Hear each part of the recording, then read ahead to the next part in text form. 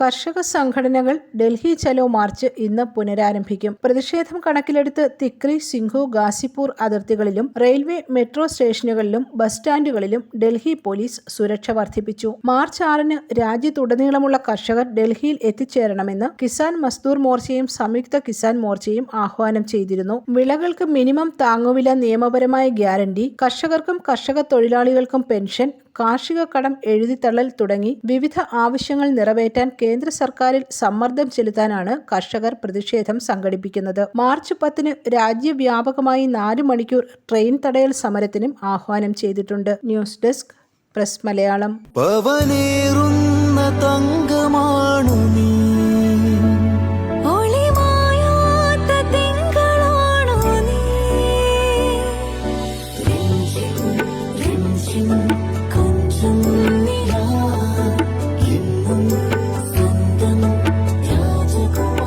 Be a Rajakumari.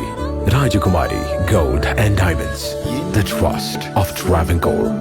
Rajakumari.